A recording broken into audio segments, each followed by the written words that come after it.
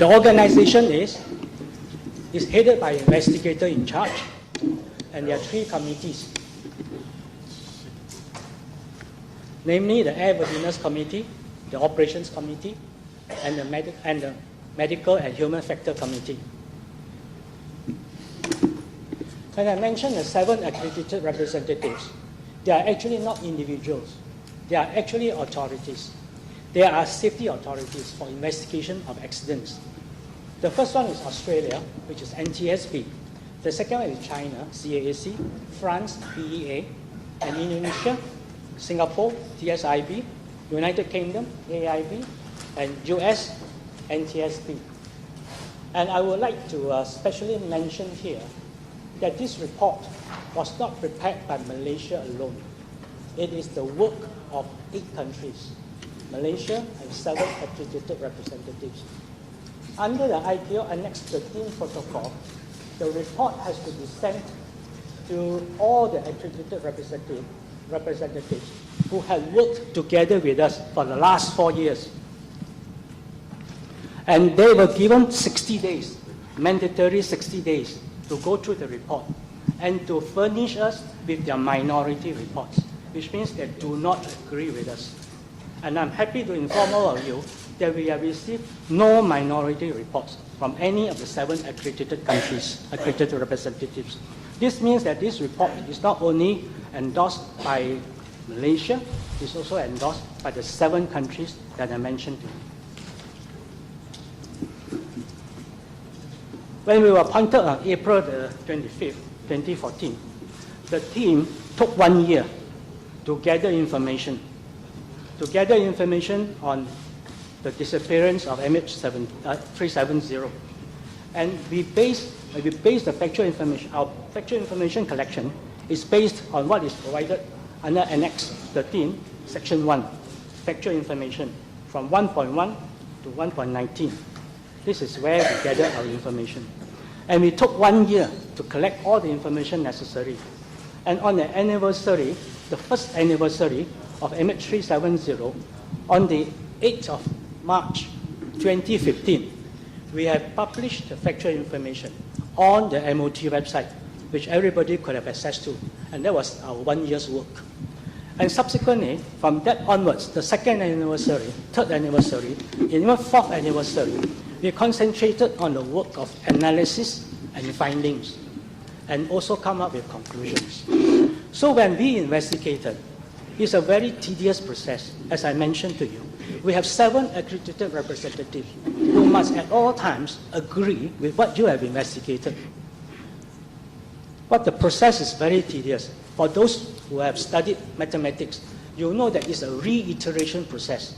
That means when we have completed certain part of our work, we will send it to all the 7 accredited representatives for them to have a look. And they'll give us a comment. And once they give us the comments, we have to change our report, or we have changed that particular section of the work. And then we send out again to 7 of them. Then they'll make further comments. And then one party will not know the other party what he has commented. So it will be a very difficult process. But nevertheless, we have done it for the last 4 years. And we have finally reached consensus to only zoom in on 7 areas. The 7 areas is diversion from far flight plan route. It's too difficult to read and pronounce, so I'll just say it's air turn back. Okay? The second one is flight crew. The third is airworthiness and maintenance and aircraft systems, satellite communication, wreckage information, cargo consignment, and air traffic services from 1:19 in the morning to 6:32. And for those who wonder why we stopped at 6:32, because 6:32 is the time when the air traffic control in Subang, DCA, had sent out its distress file signal, which means the search and rescue operation has started. Since this is only Annex 13 team, we will stop at that, because Annex 12 will take over from then. For those who are familiar with this MH370 incident, you will know that the aircraft departed KLIA at 0042 morning, Malaysian time. And shortly after the aircraft had departed, the Malaysian air traffic controllers got in touch with Ho Chi Minh and informed Ho Chi Minh, expect the aircraft to be at Igari at 1:22. Igari is a waypoint. So,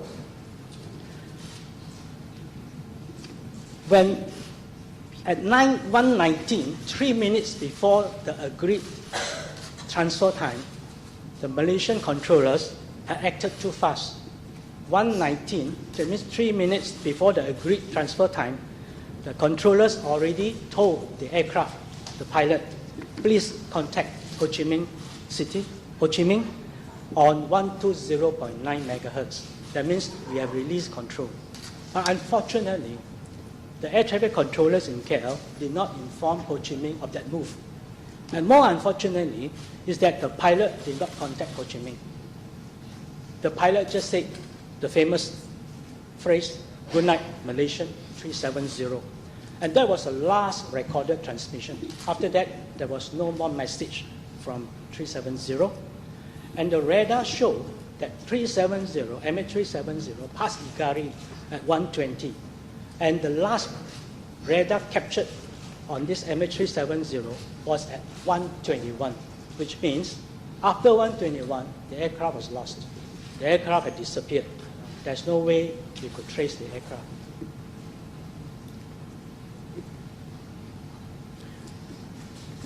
So the civilian radar had lost the aircraft because the transponder, for whatever reasons, the signal has ceased. So what happened to us, the investigation team? We had to rely on the military radar. So we went to the military setup, the base, and we managed to trace and check the military radar. And we discovered that the aircraft actually, starting at 1:21, instead of going straight to China, Beijing, it actually made a right turn. Immediately after the right turn, it made a left turn, and it went to a southwesterly direction. Actually, it came back. And the military radar was able to track the aircraft, the movement of the aircraft, from 1:21, 1:30, 1:36, 1:39, 1:52. And at 1:52, the aircraft was actually in south of Penang. South of Penang. It came back to south of Penang at 1:52. And at 2:02, it was over Pulau Perak. And later it went up to the west, northwest direction. And finally, it disappeared at the point 10 nautical miles north of Mecca. And Mecca is another waypoint. So this is the military record which showed that the aircraft indeed had turned back. So do we rely only on the military radar information? But we did have another source of information, namely the Kota Bharu civilian radar. The Kota Bharu civilian radar was also able to track the aircraft coming back. Of course, it is not as accurate and as clear as the RMF radar, but nevertheless, we had tracked continuously the aircraft had turned back. And also, the Ho Chi Minh and the Medan, and also the Ho Chi Minh was able to track the aircraft for a short while, but disappeared. So what we have established is that the aircraft had actually turned back. There was an air turn back. And from our analysis and findings, we can conclude that MH370 had turned back. And we also can confirm that the turn back was not because of anomalies in the mechanical system. And we have carried out simulator sessions to determine how the aircraft turned back. And we can confirm that the turn back was made not under an autopilot, but it was made under a manual control. And we are happy to say that the civilian and military radar is consistent with each other, with one another. That means it corroborates. And also from our analysis, we discover that the position, the bearing, and heading of the radar returns of the civilian and military radar are referring to the same target. And the other thing, as I mentioned, is that the autopilot has to be disengaged. That means you cannot turn with autopilot. It has to be a manual. We have carried out 7 simulator tests, flight simulator tests, 3 at high speed and 4 at low speed. And we found that the turn was made indeed under a manual, not autopilot. And we also could not understand why the transponder signal from MH370 ceased, but not from the other aircraft. We cannot establish if the aircraft was flown by anyone other than the pilot. But we also cannot exclude the possibility that there's unlawful interference by a third party. And based on the military record, there was no evidence of a rapid change in the altitude and the speed to indicate that MH370 was deliberately evading radar. We also found out that the military radar by RMAF had labeled or designated the aircraft as friendly and did not pose any threat to the airspace security, integrity, and sovereignty. We have established that the aircraft had indeed turned back. So the next thing that we have to examine is the flight crew. Okay? We examined the pilot, MH370. He was 53 years old from Penang, married with 3 children, and he had education up to O level. He had work experience, a very experienced pilot, with 18,000 hours of flying, out of which 8,700 was on B777. In 1981, he went to Manila Flying School. In 1983, he was a second officer for a Mars Fokker. In 1985, he was first officer for a B737. 1991, he became captain of a 737. 1996, captain of a A330. And 1998, he was captain of a B777. We examined his medical history, and we found that he had suffered a spinal injury in 2007. He underwent spinal injury as a result of a paragliding event. And he also suffered of osteoarthritis. There was no long-term medication, no evidence of mental or psychiatric treatment that he received, and no history of apathy, anxiety, or instability. He has no conflict issues with friends or family, and he had shown no signs of social isolation, self-neglect, no abuse of alcohol or drug, no change in habit or interest, no stress or anxiety was detected in his audio recordings, and no signs of significant behavioral changes as observed in the CCTV footage. And we examined his competency. He was a very competent pilot, almost flawless safety records, ability to handle work stress very well. He has a valid license. He is medically fit and is within duty time limitation, well rested, and no personal issues with the first officer as they were flying for the first time. He had also no evidence of financial stress because there was no unusual financial transaction and there was no reason for additional purchase of insurance. He was also well respected as a trainer, as an instructor. The second person that we examined was the first officer. He's 27 years old, from Kelantan, not married. He's O-level again. And he went to Langkawi Aerospace Training School in 2008. He has no medical issues. And he had a life insurance policy and 2 savings. And he had started his career as the first officer in 737 in 2010. And then in 2012, he was the first officer for A330. 2013, he was first officer for B777. And 2014, that was his last training flight on the 8th of March, 2014.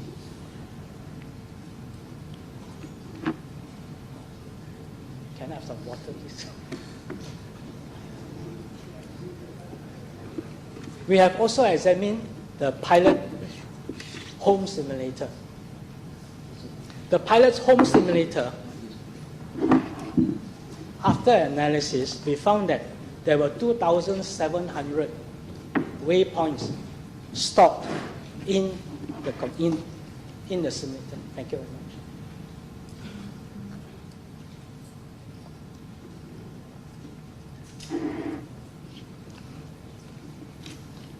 Some of the waypoints were among, in the search area, were among the 2,700 coordinates that we discovered. But unfortunately, we are not able to identify and confirm if all the waypoints were actually in one file or they were in separate files. The police could not confirm that. The police from the simulator could also not confirm whether there was any data that related to performing climb, altitude, or heading maneuvers that was on a similar route flown by MH370. So in conclusion, the forensic report of the Royal Malaysian Police was that there was no unusual activities other than game-related flight simulations. We also examined the allegations that the first officer's phone was detected. So we have talked to the telco service provider and who confirmed that there was a signal hit occurred at 1:52 in the morning on the 8th of March, coming from a mobile phone at the tower at Bandar Baru Falim in Penang. The hit was traced to the phone number registered under the name of the Apple. But the signal hit was just a signal hit to show that the phone was in the odd mode, it was on the on mode, but there was no call make at all. After examining the flight crew, we proceeded to examine the airworthiness and maintenance of the aircraft system. You know that this is a Boeing aircraft, it's a B777-200ER, registration is 9M MRO, engine is Rolls-Royce Trent.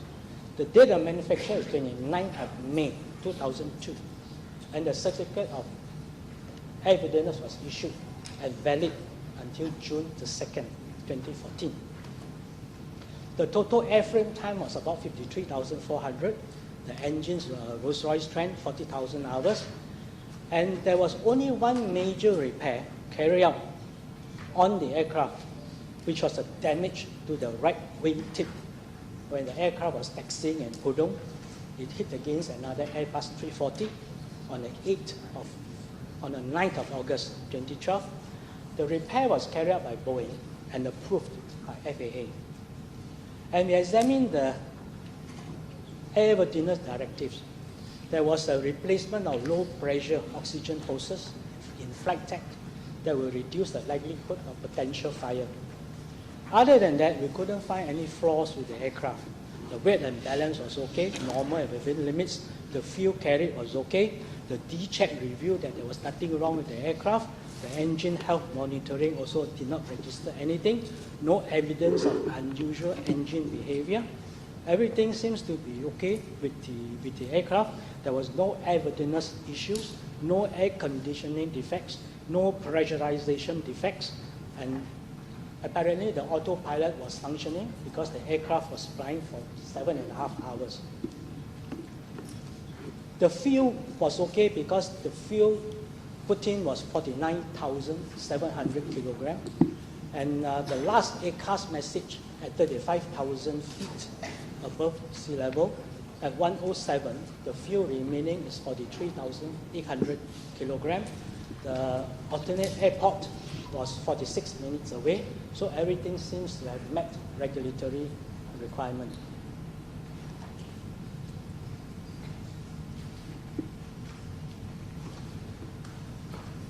There were a lot of allegations on the remote control takeover of the aircraft.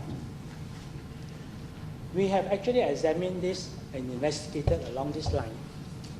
And they believe that there is a system, once activated, would remove all controls from the pilots and automatically fly and land the aircraft at a predetermined location. This was exactly the patent applied and approved by Boeing in November 2006. Boeing had that patent, or patent. According to the patent, Boeing or US argued that bulletproof cockpit doors and carriage of air marshals no longer effective. As such, they need a system to foil hijack attempts. This uninterruptible autopilot system could be activated by the pilots or on board sensors or remotely by satellite link. We have checked with Boeing and we have confirmation from Boeing that this autopilot system had never been implemented. The patent system had never been implemented on any other aircraft or commercial aircraft. And Boeing is also not aware of any commercial aircraft owned by Boeing that has incorporated such technology. We have to understand that this aircraft was delivered to Mars in May 2002, and the patent only was issued in 2006. And the aircraft was under the maintenance of Mars, and they did not indicate that such systems were installed on the aircraft post-delivery. So in short, there were no evidence to support the belief that the MH370 was taken over by remote control.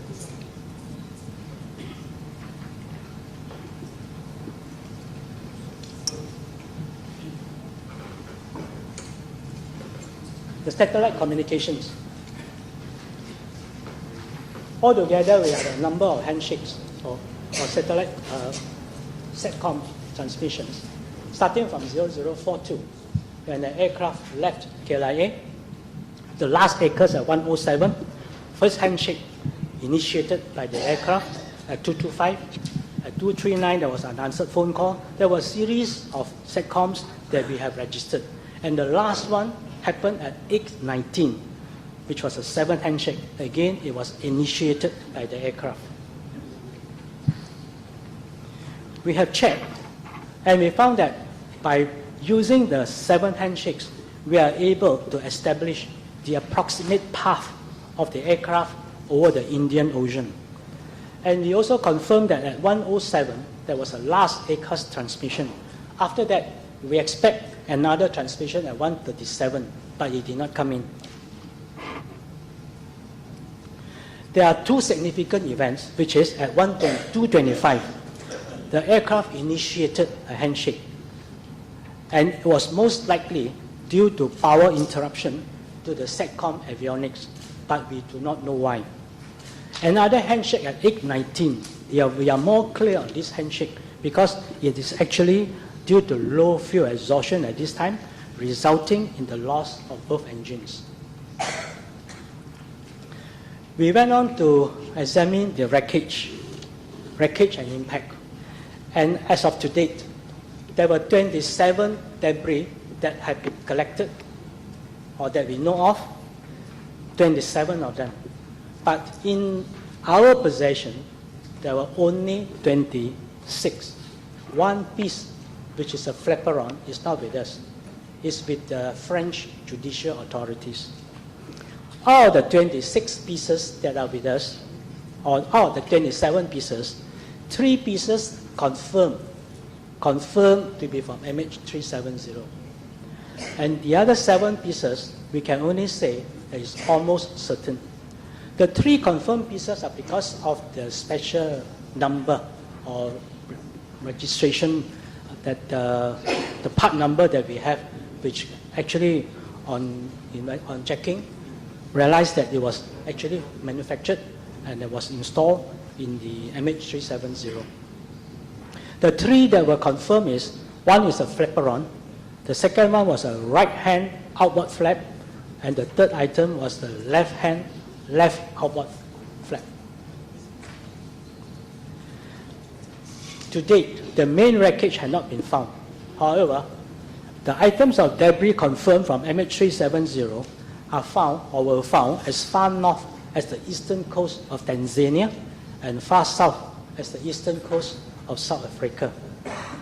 When we examine the wreckage, the debris, we found that the right flaperon and the right outboard flap, the right flaperon was in its neutral position, whereas the outboard flap is in the retracted position.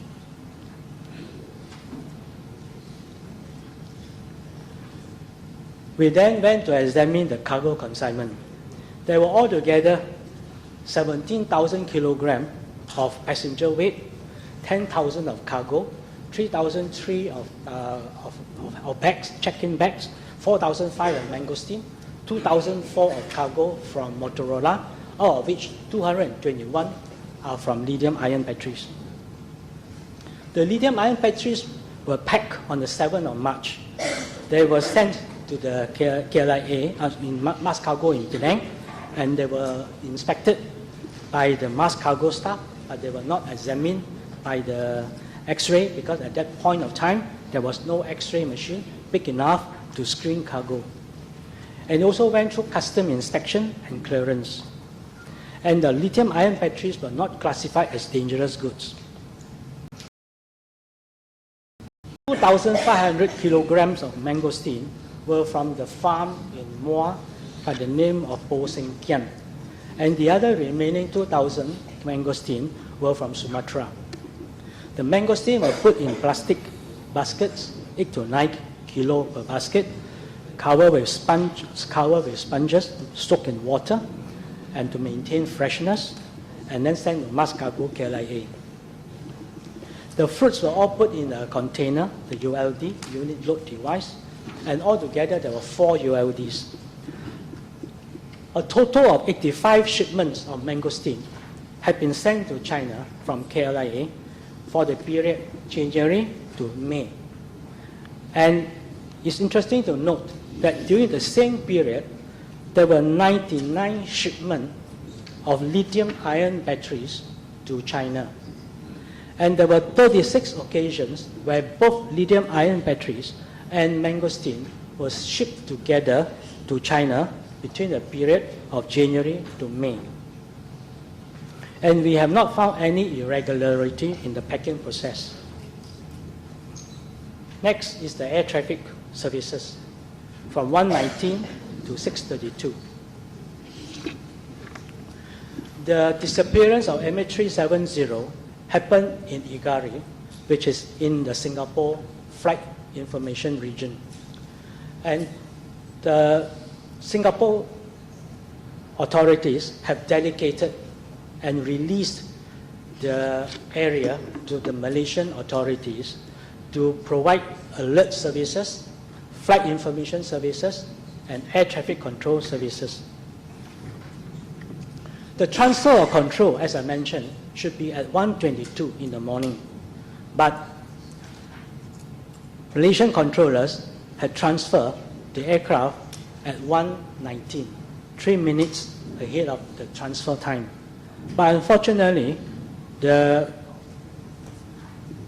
Ho Chi Minh authorities were not informed of the transfer, and the pilot also did not inform Ho Chi Minh of the transfer. And Ho Chi Minh Air Traffic Control, they should have discovered this at 1:22, the agreed transfer time.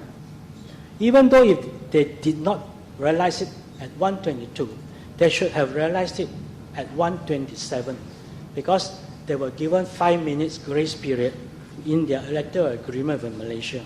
But unfortunately, they did not realize it at 1:27 either.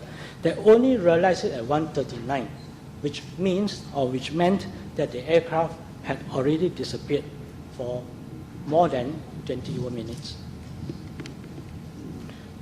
Based on the events, the investigation found out that the radar controllers did not maintain a continuous watch on the radar display, did not release control according to the agreed transfer time, relied too much on mass information, and did not initiate the various emergency phases as required, and did not make an effort to contact Royal Malaysian Air Force.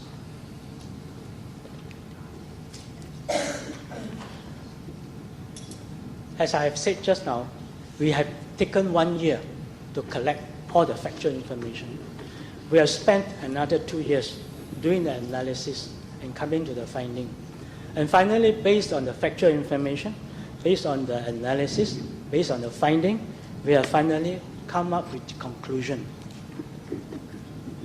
The conclusion is that Flight 370 indeed had diverted from the far flight plan route. That means there was an air turn back. And the air turn back could not be attributed to an anomalous system. It should be more than that, or it could be more than that. And based on our flight simulator trials, it's established that the air turn back was made under manual control and not autopilot. And Ho Chi Minh had also made a mistake by not notifying Malaysian authorities at the right time. And the other problem was that the KL ATC had relied too much information, which was wrong information provided by mass flight operations.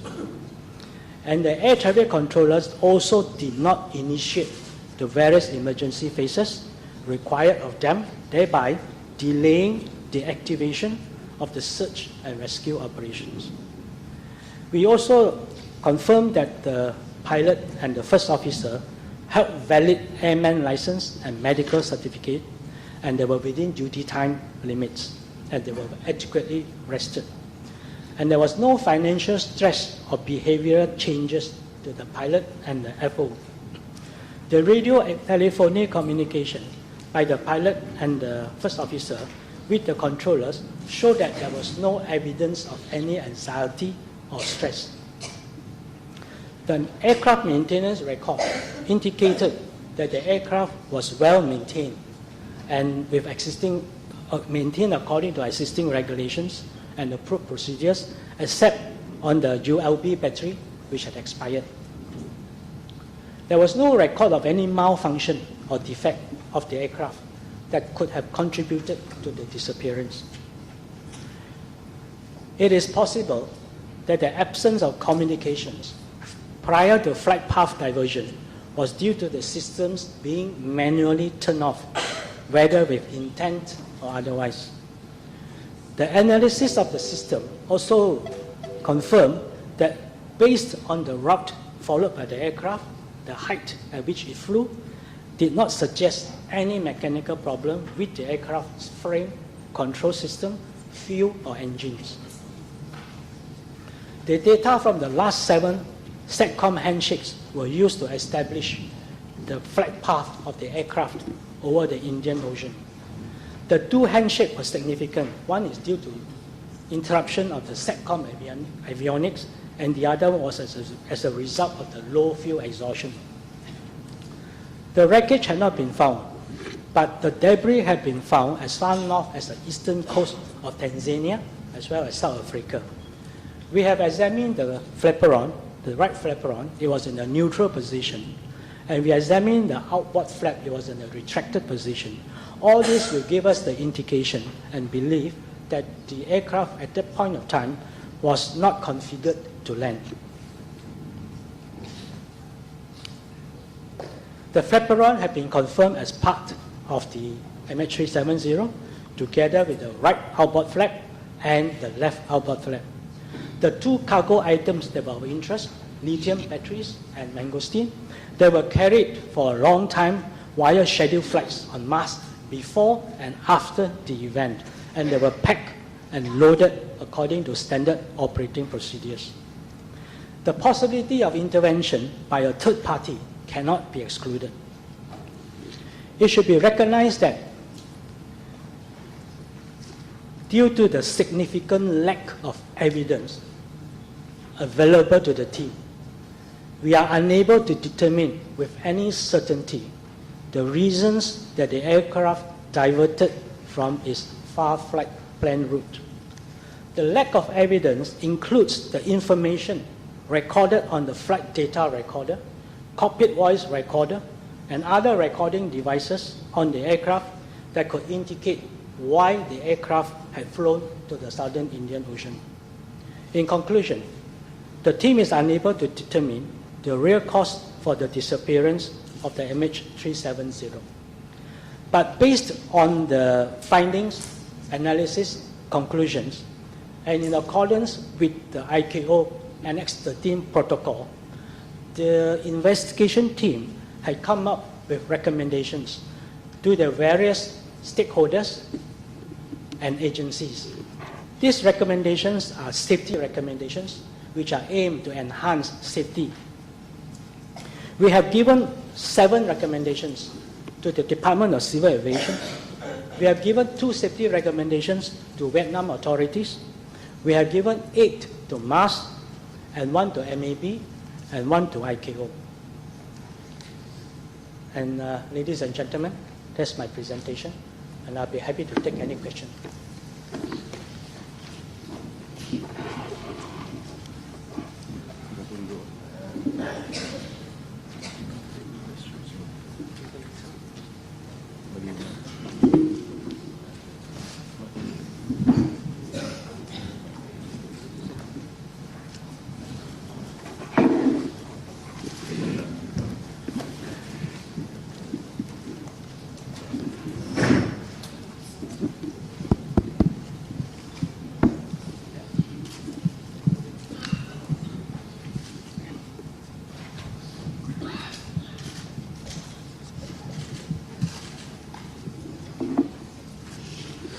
Okay, ladies and gentlemen, the presentation that was presented by Yang Berbagai Dato' Kok Suchun more or less have given you some details on what has actually transpired and so forth. So now we'll open the floor for Q&A. So I will appreciate, we will start, as usual, we do not want anybody to hop the mic and all these things. You just come up as where the mics are placed. Introduce yourself, the agency that you represent, name, agency you represent, and followed by your questions. So we'll start. Anybody? Jaya? Yeah, please.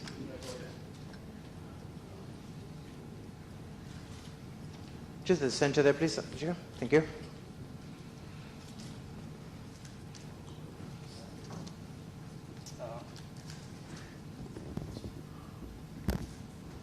Yes, please. Please introduce yourself, agency that you represent, and followed by your question, please, sir. Good afternoon, sir. I'm from the French news agency. My name is Jega. Sir, you just got 2 short questions. One is the first thing, correct me if I'm wrong, you said we cannot rule out unlawful interference by third party. Could you clarify what you mean by that? And second, during the briefing to the families, some of them were disturbed, many of them were angry that appropriate questions were not coming. Could you tell us what actually happened during the briefing and why did many of them even marched out of this hall? Thank you. I'm afraid I can't hear the second part of your question. Could you repeat? Families were disappointed and unhappy with the briefing that you gave them. They marched out saying that a lot of questions that they wanted to know was not answered. Could you tell us what actually the mood when the briefing was? To take your second question first, I'm not aware of any question not answered. I have tried to answer all the questions. But after this session, if any of the NOK is still around, I would like to take any of the questions in case if they feel that has not been answered.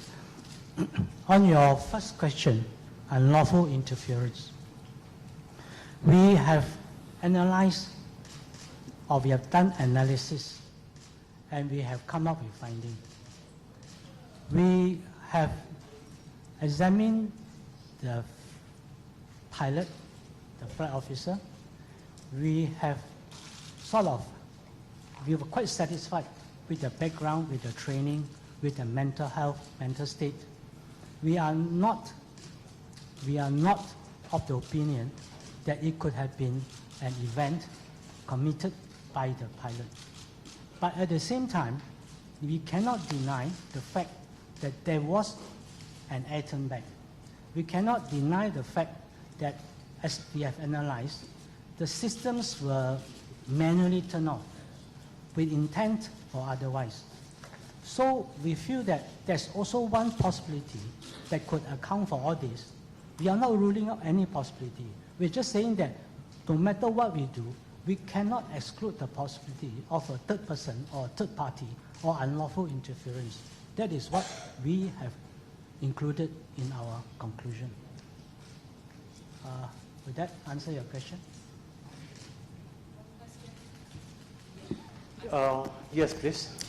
Hello, Siobhan Robbins from Sky News. It's been 4 years since MH370 disappeared.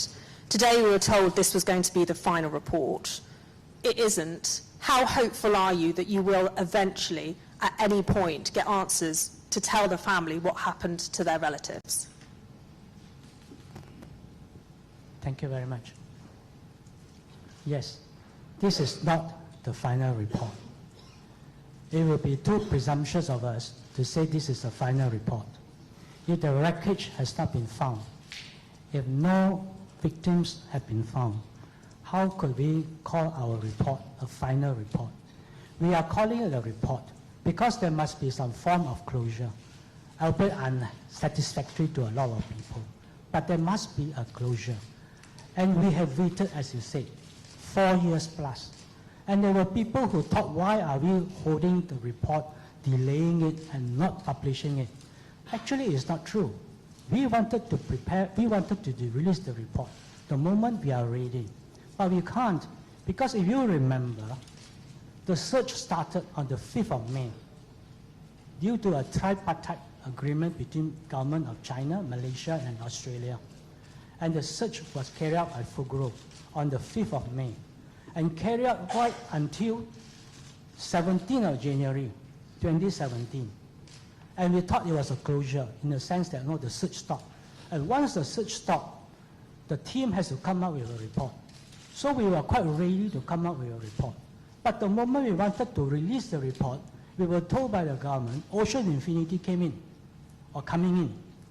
And Ocean Infinity did come in on the 17th, on the 22nd of January this year.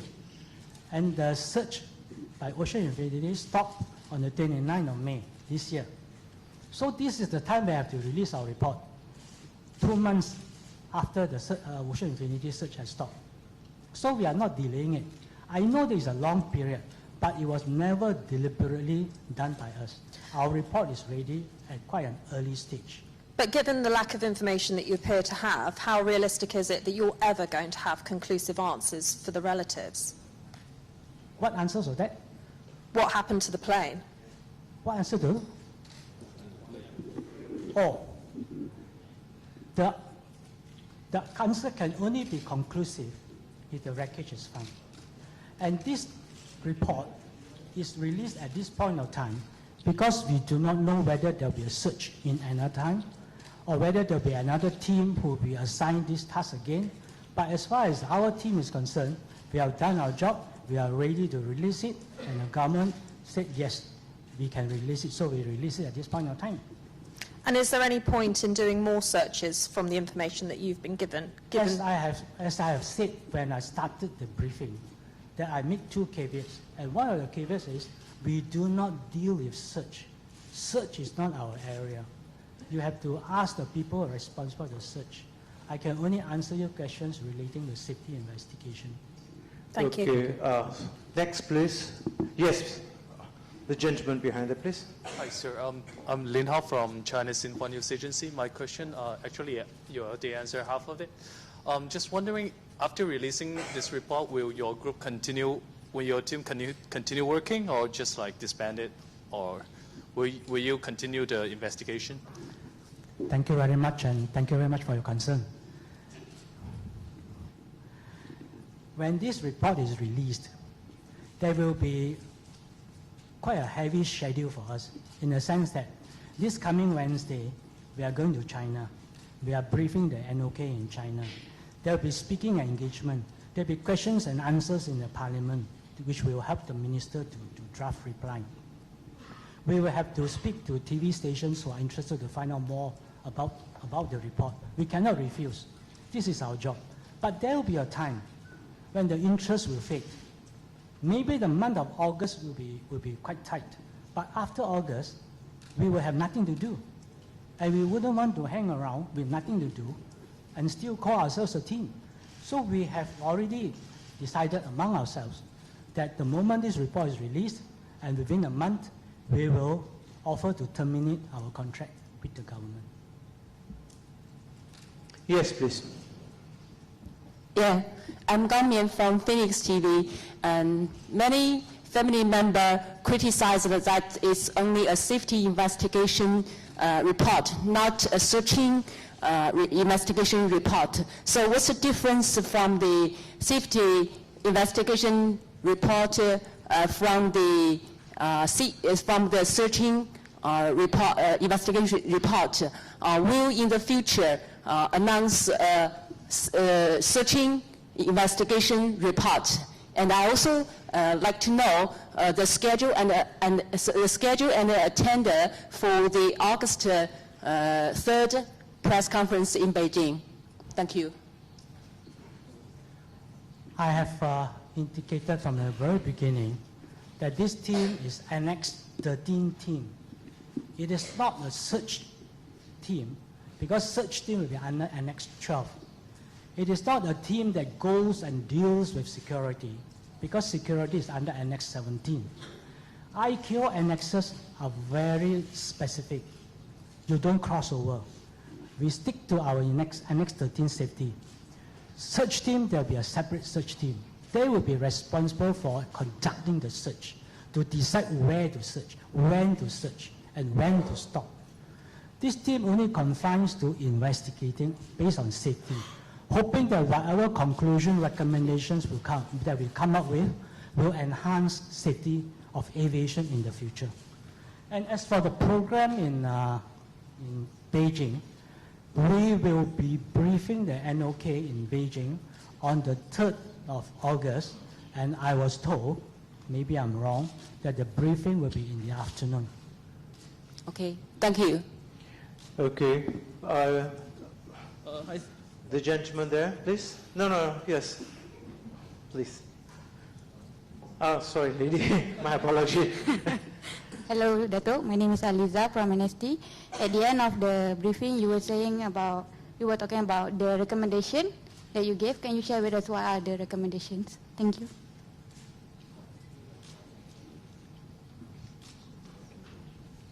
Yes, I have informed all of you that we have prepared some recommendations which we have given to stakeholders. Under IQ Annex 13, there's a paragraph called 6.8. 6.8 stipulated the safety investigation team, when you do the investigation, you would have come across many weaknesses and shortcomings. And you have to recommend to the stakeholders what their shortcomings are.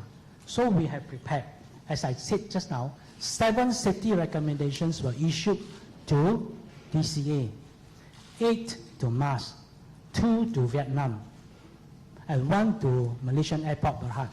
So we have issued this, and they were aware of it. And all these recommendations are inside the report, which you can have a look. Okay, I believe a question from this side, please. Sir, I'm from Asahi Shimbun. I would like to ask that there was a 3 minutes lapse from the transfer of from KL Control Tower to the Ho Chi Minh. So can you tell us the significance of this 3 minutes loss of control over this plane, and could it be the reason why the plane actually went missing, if you could elaborate that?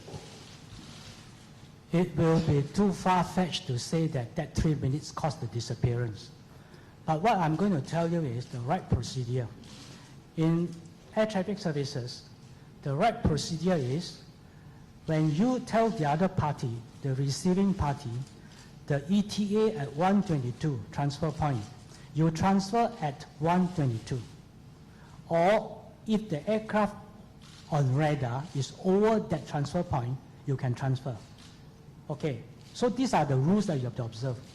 But being flexible, there's also no harm for you to inform, not to transfer earlier, like 3 minutes, provided you inform the other party. You don't inform the other party, what happened? The situation is this. Malaysian controller told the pilot, instruct the pilot, contact Ho Chi Minh at 120.9 megahertz. Okay? And pilot never contact Ho Chi Minh. KL controllers never inform Ho Chi Minh. How do you expect Ho Chi Minh to know that the aircraft has been transferred?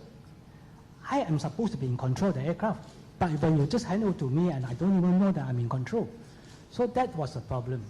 And also compounded by the problem that the pilot did not, as instructed, contact Ho Chi Minh. For reasons we do not know. So there was a gap of 3 minutes that was transferred earlier. And again, it was compounded.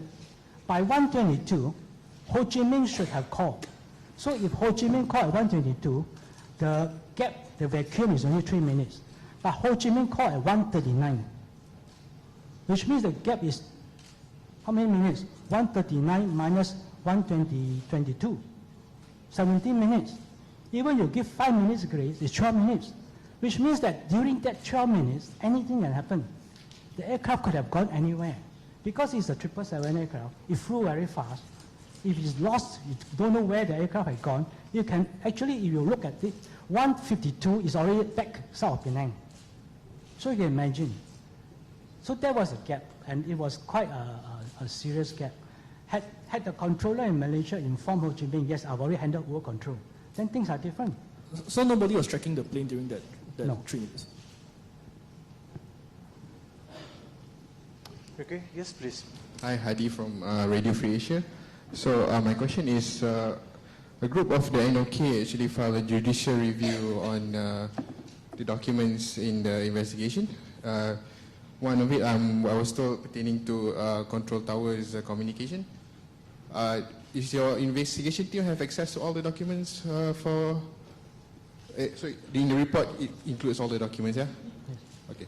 As I explained this morning, I am aware that there was there's a court action whereby the NOK had filed in for the court to grant access to all these so-called classified documents. But I was a bit amused and also surprised. Why do you have to go and ask for the document when the document were all the while available in our factual information published on the first anniversary, 8th of March 2015? It was there. The cargo manifest, the passenger manifest, and the whole transcript, which is about 100-page thick. It's all there. I do not know why you need to go to the court to get it declassified when it's already in the public domain. Please, if you look at the report now, you can always get it. Okay, thank you, sir. Okay. Please, sir. Hi, Dato. Lukman here from Berita Harian. I need a bit of confirmations from you. There will be a series of it.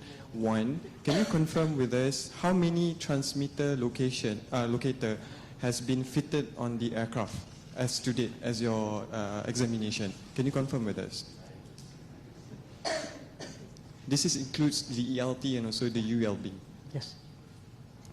For the B777, Mr. Mohan told me there were 4 ELTs. One is a fixed ELT, which is installed in the ceiling above the aft passenger. And that was transmitting at 406, okay? So it's satellite enabled. And you have another one on the right-hand forward cabin, could closet, okay? There's another one, which is a portable one. And then you have another one, which is on the 2 slide rafts, which is on the door 1 left and the door 4 right. So there are 4. But the slide rafts, the ELT at the slide rafts, they are not satellite enabled because they transmit at 121.5 and 243 megahertz. Can you confirm with me these 4 ELTs will not work underwater? I can only say that as far as theory is concerned, an ELT will not work if the signal is shielded by the wreckage. The ELT will not work if the aircraft is submerged in water. The ELT will not work if the cable was broken or the antenna was damaged. All these conditions, the ELT will not work. And I can also confirm with you that there was no ELT signal detected on that particular day. And just to go further than that, do not always think that the ELT will always work. There are more instances where the ELT do not work.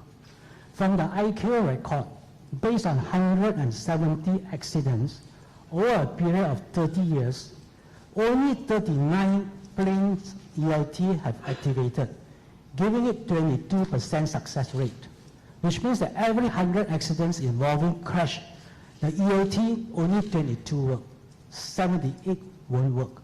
So it's nothing strange that the ELT in MH370 did not work, if you base on statistics. Right. So the ULB, the other two ULB fitted to the FDR and also the CVR of the 9M MRO, does it still work on the day of the incident? Okay. There are two ULB. Yep. One for the flight data recorder, which had expired. In 2012? It expired in December 2012. Correct. Okay, expired 2012 December. And the other one is the ULB for the cockpit voice recorder, which expired in June 2014. So when the aircraft crashed, as far as the ULB is concerned, that cockpit voice recorder ULB should work. But we are also very confident that the battery or the beacon ULB for the flight data recorder also should work. But we may not guarantee you 30 days. But it will definitely work probably for a few days. So this taken into account, the recent search that happened, executed on January and right until May, they are actually locating none whatsoever signals from this ULT or ULB. Is that right? Can you confirm with me? I can't confirm because I never deal with search. But since you said the battery expired within that period, so they're not tracking any signals from those ULT and also ULB. No, they are not basing it on the I can't hear you, sir. Not basing on the ULB signal, no. Then what are they based on? That is based on the estimation, which was previous information on the satellite information and so on. So those information. You mean the underwater search is based on the satellite information? So they're not scanning for signals transmitted by the fuselage of the aircraft? Yeah, that's correct. Right, thank you so much. Okay, I believe, yes, Nadia, could you identify yourself and the agency? Yeah, Eileen from the Associated Press. I just want to clarify the point on the pilot. You said, Dato', that you're of the opinion that the plane wasn't deliberately diverted by the pilots, if I catch you correctly. You say you're of the opinion that it wasn't done by the pilots, and therefore you're not ruling out third-party intervention. That one, and also if you're not ruling out third-party intervention, can you update us about police investigation on all the other passengers on board? Are there any suspicious, what made you, what's the possibility of a third-party intervention? Thank you. Okay, thank you for your question. But before I answer that question, I'm trying to tell you that when you investigate MH370, it's one of the toughest jobs in the world. You don't have anything to base on. You don't have any wreckage to base on. You have no information to base on. What we did, our team did, was to read all the reports, allegations, stories, gossips in the social media, and we put them all on the table. We have 60 over allegations, 60 over gossips that we have on the table.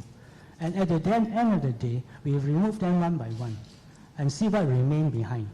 Only 7 remain behind. So on your question, I have to be very careful here. I'm not ruling out anything, okay? I'm just trying to tell you that there were 2 psychiatrists in my team, and they were responsible for examining the audio recording conversation with the pilot and the controllers, and they concluded that there was no anxiety, there was no stress, okay, in the conversation. It was just like normal. And the 2 of them also examined the footage, the CCTV footage on many flights to find out how do they behave. Okay, on that night, on the 7th of March, we had footage evaluated on the time when the pilot and the first officer arrived. From the time they arrived, from the time when they boarded, they were watching the footage. They did not find any significant behavioral changes. They examined the mannerism, they examined the facial expression, they were well attired and groomed, and they examined their gait, their posture. Everything was normal. And we examined the financial. The financial was normal. Health was normal. Okay, no indication of social isolation, no self-neglect, no change of habits or interests. They just live a normal life like anybody. So we could not detect any abnormality. That was what we found. Okay? I'm not going beyond that. And then on the unlawful interference, as I said, we have put 60 and 70 items on the table and we remove one by one. Unlawful interference could be one of them. But you have asked a very good question. Because in the IKO, Annex 13, judicial and investigation are supposed to be separate. This is under paragraph 5.41, which says that judicial and safety investigation are separate. We are doing our work. The police are doing their work. We do not know what the police are doing. But definitely we will not be the one investigating because we do not have the power. But the police are different from us. We are civilians. We do not have special police power, whereas they have. So I can only tell you, based on what our team members said, we could not detect any abnormality with the pilots. That's the only thing we said. We did not say that they did not do it. Okay, it could be possible, but we are not excluding that. So we are only saying that since the pilots are unlikely to do it, and then the turn back was manual, okay, the system couldn't fail because everything seems to be okay. The aircraft was maintained well. There was no defects, no malfunction of everything, okay? And then after that, the transponder was switched off, the aircraft was switched off, and then the aircraft had turned back. So all these things irresistibly, I use the word irresistibly, point to the word unlawful interference. But I'm not saying that this is the way because it's for the police. It's not for me. But based on what I have, I would say that I cannot exclude. But I did not say that we are very sure that it's going to be unlawful interference. Okay? But having said that, since we are talking about this, if there's an unlawful interference, why were there not claims? Why were there not threats? Why were there no people coming up to claim responsibility? We don't find those things. So how could you say it's unlawful interference? Because any time there's unlawful interference, somebody will come and claim, oh, this, I done it, this is my team's work. Okay? But there's none. Or I demand this amount of money, or I want this term to be met. But there's none. So if all these things are none, who would do it just for nothing? So can you say unlawful interference could be accepted? I do not know. It's best for the police to tell. Okay. Yes, in the corner, the gentleman, please.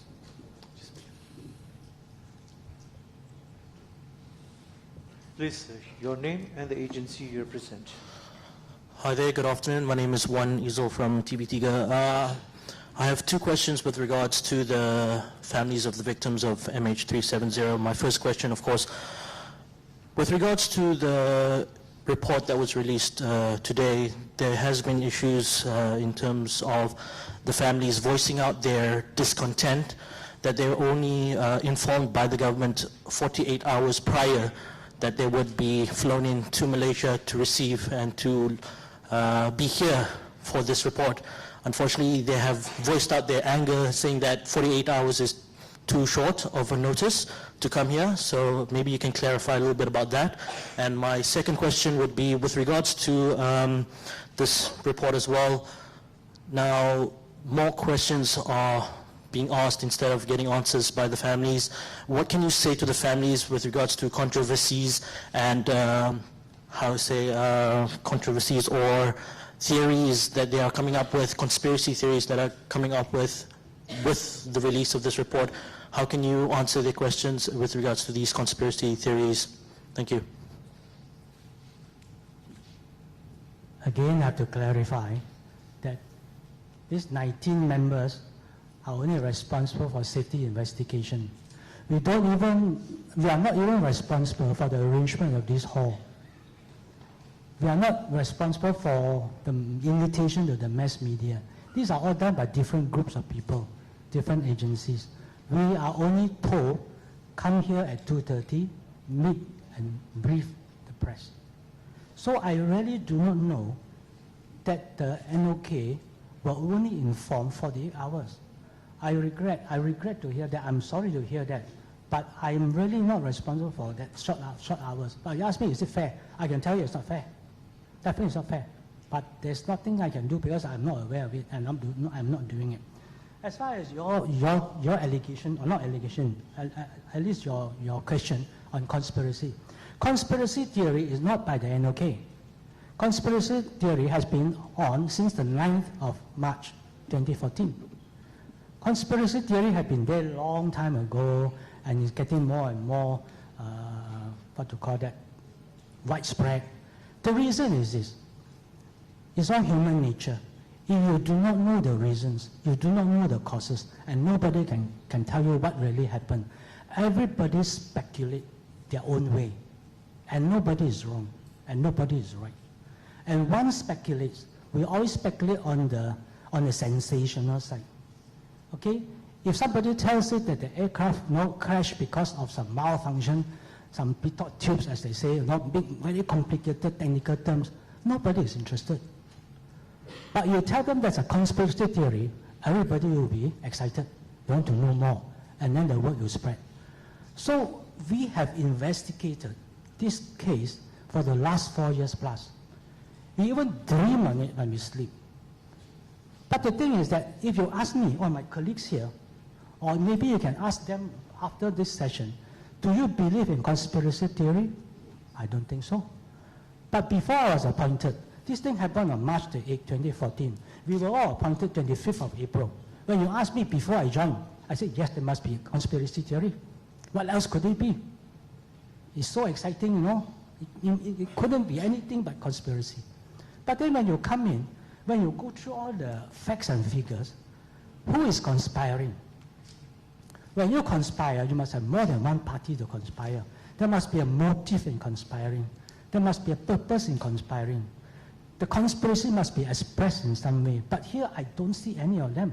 You talk about cargo. Okay, was there conspiracy in cargo? Somebody say, oh, somebody put some valuables there or very high-tech there, so because of that, it's an attractive item. But I don't see that. I can tell you, 10,000 kilograms of cargo, all of which there were books, accessories, chargers, electronic components, 2,400 from this the company, Freescale, okay, or Motorola, sorry, from Motorola. Motorola 2,400, a lot of which 221 kilograms are like lithium-ion battery. Because the allegation was that, oh, there must be conspiracy, because who would carry 2,400 grams of lithium-ion batteries? I also join in. Must be conspiracy. But when you went in, when you look at the cargo manifest, when you went to visit Motorola, they say it's 221. 221 is nothing. It's only, well, it's a very small shipment. So you talk about conspiracy, air-turn back, just as an air-turn back. So is there a conspiracy? The conspiracy is that we do not know who turned it back. Okay, could it be a human effort? Could it be an error? The mechanical people, aerodynamics people say it couldn't be anomalous issues with the machine, with the aircraft. It must be something else. The aircraft was turned off. I shouldn't use the word turn off. The aircraft was not operating. The transponder signal was not forthcoming. So was there a conspiracy theory? Looks like it. So if you say conspiracy theory, yes, it's very widespread, the allegation. But when we are the team here, we come out with a report. If you can tell us where is the area we have not investigated thoroughly, that there are still room for improvement, I'll be very happy for you to inform us, and we'll take it up seriously. Because a report of 1,500 pages, they are bound to be error. We are not perfect. They are bound to be error. The people who proofread also feel tired. So there are definite errors. And we are quite prepared. After this release, we get feedback from you, and we'll put it as an addendum. And this is the best way to do it, is to put it on the MOT website, to tell everybody, look, I made a mistake. I apologize. I regret that the mistake has been made. I'm going to change it. So this is the new text. Please look at it. That's the best we can do. But conspiracy theory, no, I don't think so. Not that I'm aware of. Okay. Yes, please. Hi, my name is Rosanna. I'm from Reuters. 2 questions. Given that the investigation did not show any issues with the pilots or the crew, were there any investigations made by yourself or any other authority on the other passengers involved? And if not, why not? And the second question is, even though you did not identify the real cause of why the plane disappeared, you did identify quite a lot of mistakes and lapses by KLATC and other parties. In addition to recommendations, will you also be recommending penalties for these lapses, given the gravity of these mistakes and the crucial time that was lost? Thank you. I hope I can remember all the issues that you have raised. The last one, on the penalty. If you remember, the objective of the report, based on IQ Annex 13, is 3.1, paragraph 3.1, which says that this report, the purpose, objective of this report, is to make sure future incidents or accidents don't occur. And this report should not be used to apportion blame and attach liability. So it's very clear. We are not here to witch hunt. We are not here to go for blood, somebody's blood. No. We are only pointing out the shortcomings. It is for the agencies themselves, by reading the report, will know that there are a lot of areas they need to improve. And it's for them to take it up themselves. Okay? There's a question I can remember because it's the last question. The first question you remember is, you're talking about the passengers. Have the passengers been profiled? Right? Yeah. So my answer to you is, which contradicts with my earlier stand. My earlier stand is, under paragraph 5.4.1, I told you, judicial and safety investigation are separate and distinct. We go separate ways. That was what I told you. But there's another paragraph, which is 5.10, which says that judicial and safety investigation must coordinate, must share information. So I can tell you what we have done. All the passengers in the 15 countries have their background checked by their various local authorities, judicial authorities, namely the police. Okay? And we have come up, or they have come up with a clean bill of health for everybody. None of them had ever received any flight training. They are not able to pilot the plane.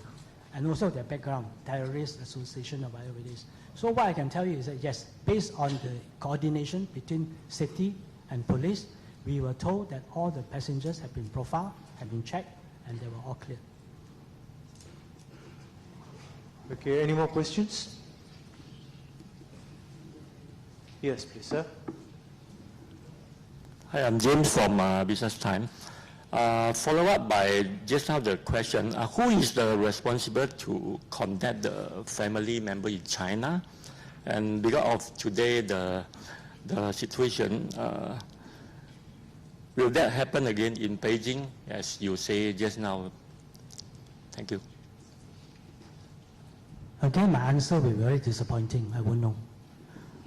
I won't know. I only know that I have got my ticket. I'm flying to Beijing with my colleagues on the 1st of August. Whether the Beijing people are already been assembled with short notice to meet us, to be briefed in Beijing, I do not know.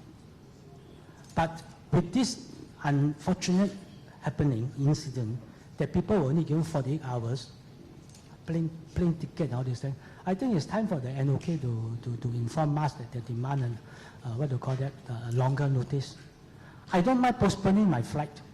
I can change my briefing to them instead on the 3rd, I could have it on a different day. I'm at their disposal.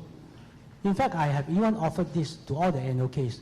If you think that my dialogue with you is not good enough and you think that you have more questions to ask, I'm always available. You can always arrange another one. There's no problem with that. As far as I'm concerned this morning, our briefing is 1 hour. After that, they were given 1 hour of briefing. From 10 o'clock we started, and we ended at 1 o'clock. I thought we have answered as many questions, but I really regret that not all questions are answered. And since not all questions are answered, probably we need to hold another forum. I'm happy to. So, to your question, sorry, I have no answers. Yes, please.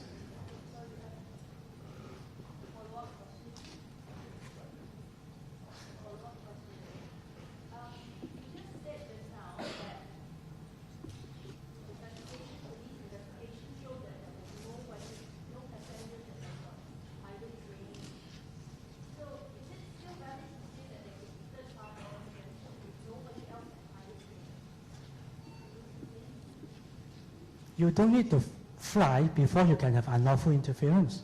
You can always go into the cockpit, hold a knife, and you still have unlawful interference. Check the definition of unlawful interference. Interference, you're not limiting interference. Unlawful, you're not supposed to do that, but you do that. It's against the law. So there are so many forms of unlawful interference. Not necessarily that you take over the pilot's role and you start flying the plane, that's lawful and that's unlawful interference. It's a very wide, very, what do you call that, very wide interpretation of the phrase unlawful interference. So my answer to you is yes. Even though you don't fly a plane, you can still commit an unlawful interference. And I'm not saying this because I have information. No, I'm saying it because somebody had asked the question just now. Okay, are there any passengers? Okay, yeah, there are 2 Iranians who pose themselves as what nationality and run. I do not know. But again, from what I understand is that they've been cleared. There were genuine people who wanted to go back to Germany to meet their folks. So they were proven to be innocent. Okay. Any more questions? Yes, please, sir. Hi, I'm Yang Totra from Dow Jones. Just one question. When is this report has been completed, and why is it releasing only now? Thank you.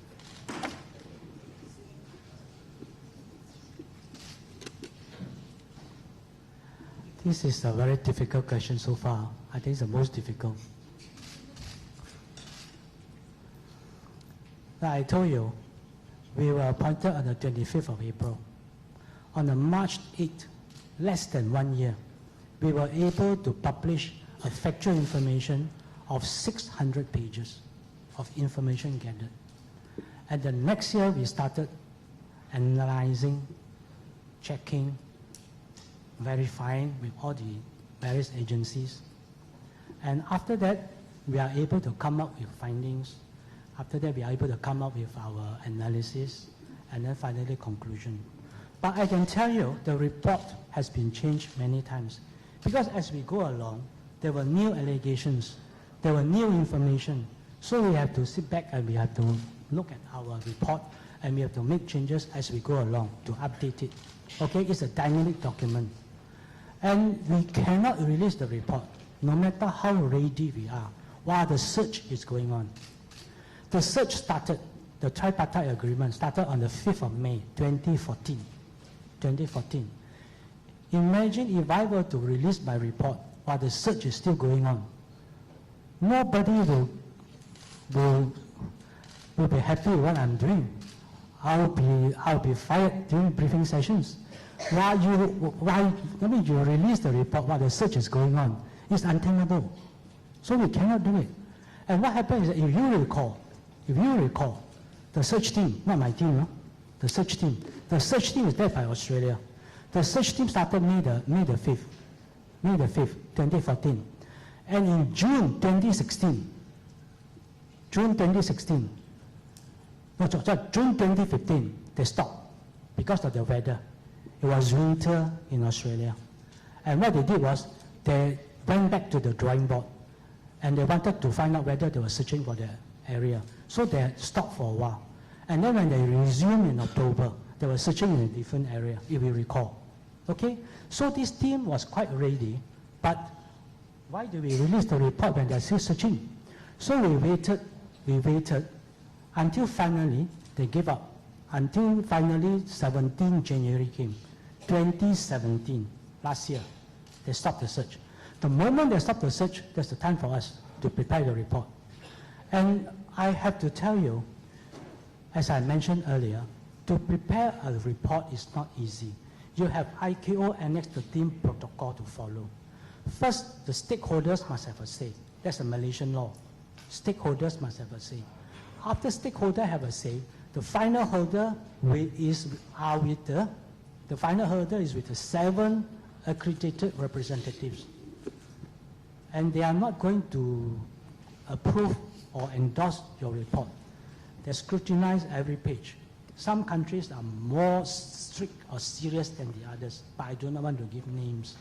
But the process is long. The mandatory period is 60 days. I still remember I give them the report on the 1st of February. They are supposed to come back on 1st of April. but they couldn't. They wanted extra time. Extra time. So we give extra time. Finally came in. And then finally, when they triggered in, there were some countries, I wouldn't want to mention, had a very long comments, many issues, even 200 issues. Can you imagine we have to incorporate that and after that get the endorsement? So this is a very laborious process. So it's not because we are purposely, deliberately delay it. It's because of no choice. Because to us, we want a perfect report. There's no perfect report, we know. But we want a perfect report in our eyes. In our eyes, a perfect report. A lot of you may look at my report or our report and you don't think much of it because it doesn't give any conclusion. But to us, it's sweat, tears, and also joy. So we have taken a long time, yes, but not because of our doing. It's because of circumstances. And we were happy that today we have produced a report. Maybe it's not satisfactory to a lot of people, but my consolation is the report has been endorsed by 7 countries. And it's not easy. You tell me which air accident in the world has 7 accredited representatives. I'll buy your lunch. There is none. Accredited representatives are very serious parties. And the accredited representative of any accident is always this, the manufacturer of the aircraft. They are automatically accredited representative. After that is the engine manufacturer, automatic. Other than that, if you are the investigating authority, if I have my choice, I just want to have the 2. Why should I invite another 5? But in Malaysia, or MH370 is different. Boeing aircraft, so US must be in. You cannot say no to US. US must be in. He has a rightful place. AIB, UK, has to be in because the engine is Rolls-Royce. France was invited by Malaysian government because of the AF447 experience. China, because they're the largest number of victims. Singapore, Indonesia, is because they are the ASEAN Spirit members that came in. And Australia came in because Australia was conducting the search. So this is the reason why these 7 came in. And once the 7 came in, it's going to be a very difficult process of investigation to get the consensus and endorsement. I can always give a report with 7 minority reports. That means you see my report, but behind there you see 7 countries giving their various reports. That will reduce your credibility to 0 because your report is not accepted by your partners, and that will be bad. And today, I can tell you, no matter how you like my report or you don't like my report, I can tell you I have the 7 big stalwarts in aviation who are with me. And if you look at your report, the last page of the report, the main report, not the appendix, you look at the last page of the report, you see there's a page dedicated to inform you that this report has been endorsed by all the 7 countries.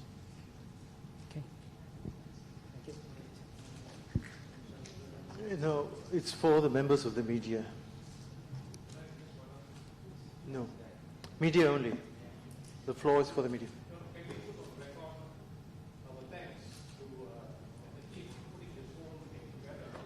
After the media. Members of the media, any other questions? Yes, sir?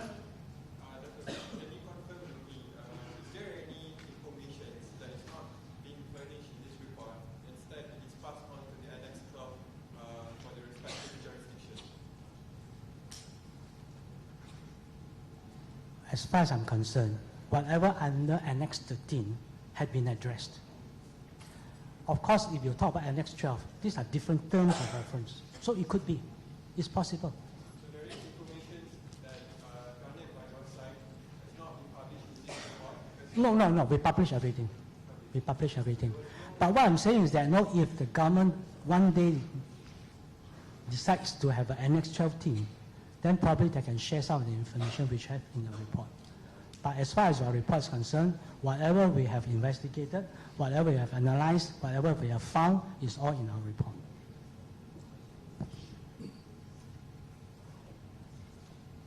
Okay, members of the media, any more questions? Please, do take this opportunity. We do not know when we shall meet again. The next one, we have no idea when it is, but till then, if you have any doubts, you have any questions, please do not hesitate. By giving ample time, from my past experience, I always hear that the media will say, there's not enough time, I have questions. So, we're giving you the opportunity now. Yes, please. I would appreciate, ma'am, if you could come to the mic, please. Sorry, it's not final report. It's not final report. Sorry, just one final question. In the report, you recommended that there was more reporting and following up of crew mental health, and that Malaysia Airlines include medical records maintained at other clinics. Why did you recommend this if you are not of the opinion that the pilots or crew were behind the disappearance? This recommendation has nothing to do with the mental state of the pilot. It's just that during investigation, we find that this is lacking in MAS, and this is a good practice, good governance, and we want MAS to practice it. Not that because we are suspecting something and we ask you to do it, no. These are all for good practices, good governance, and good aviation practices. Okay, any more questions? Last call. Okay, ladies and gentlemen, since there are no more questions, we had a total of about 29 questions and were answered by Yang Berbagai Datuk. Thank you very much, Datuk, and the panel itself. Appreciate. So, with that last question, we come to end our session. And thank you very much for being here. On behalf of MOT, I'd like to thank the members of the media for taking the time out, presenting your questions. We really appreciate that. We kept the floor open as long as we can until everybody has tried out the questions itself. And with that, I would like to say thank you very much. Have a nice day and a safe journey. But we will have a photo opportunity. Could I have the copy of the report, please? I'd appreciate if you could present the report itself. The media can have a photograph.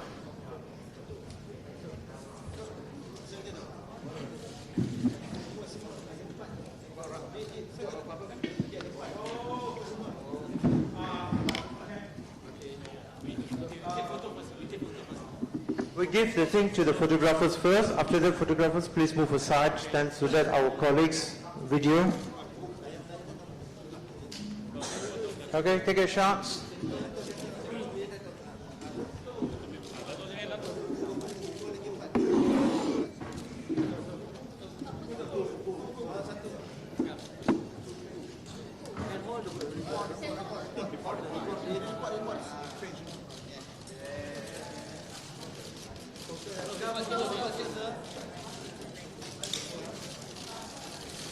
Okay.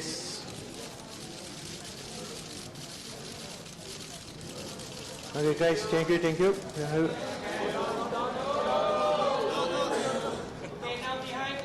Okay, please do not forget our colleagues that are behind there.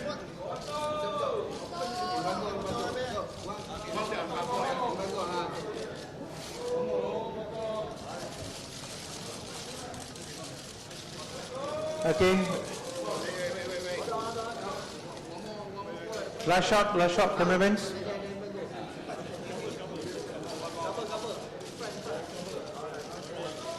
Okay, thank you guys. Please, give our colleague at the back there, those with the cameras. I would appreciate if you...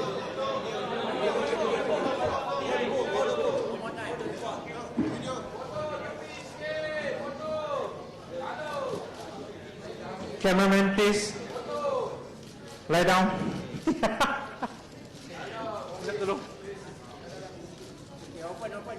Bagi ruang kepada kawan kita di belakang.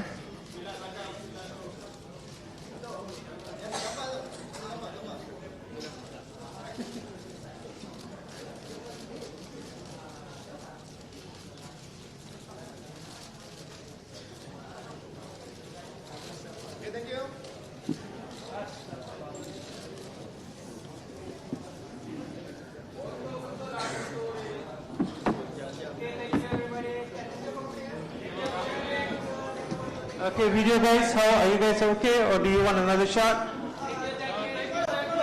Okay, thank you very much, guys.